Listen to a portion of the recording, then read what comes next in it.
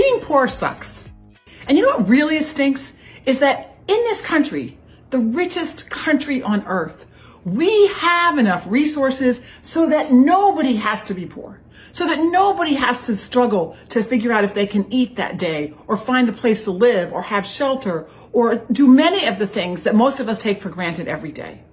Yet in Maine, we have many, many people, thousands of people who live in poverty and 70,000 people who live in deep poverty at 50% below the poverty level.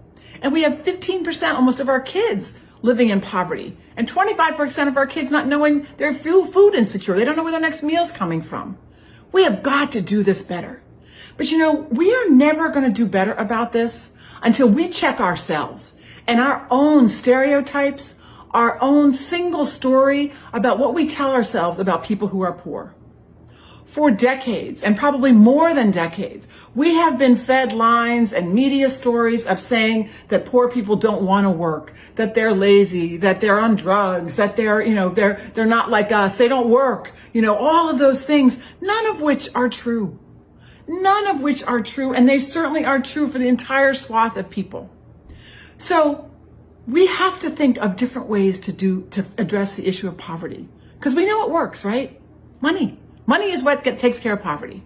And so the program that we did today, when we're talking about guaranteed basic income, is one way. And here is another thing, is I think about our social service programs, thousands of social service programs designed with good intention to try and help people not suffer so much when they are poor. Very few of them are designed to help people with a path actually out of poverty. And therein lies the problem. So I've had this idea for a while of how we could do our social service system differently. So right now, if you need social service, if you need TANF or a service program, first of all, you are covered, you are shamed, you are embarrassed, all that stuff. And you come in as this shamed and embarrassed person, right? And you meet a caseworker. And that caseworker has a book of regulations this big. And they are told to make sure you don't get a single thing more than you deserve. And make sure, so the energy is like this, and you're already at odds. Let's reimagine this. Imagine if we took that same amount of money that's being spent, and the person coming in was going to meet with their coach that was going to help them get a job and get them out of poverty. And they could use that money in whatever way that person needs. Because maybe Sue needs childcare, and Joe needs help with his elderly mother who he takes care of. And Fred needs steel-toed boots. And Joan needs reliable transportation. But they don't need all of them.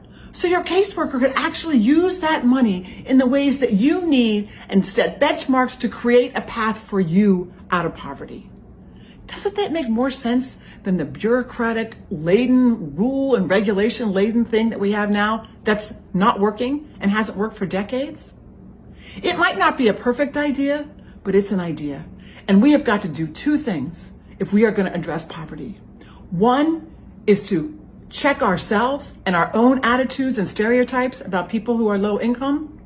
And the second thing is we have got to reimagine and try new things and figure out how we get money into the hands of poor people, because that is what's going to change things.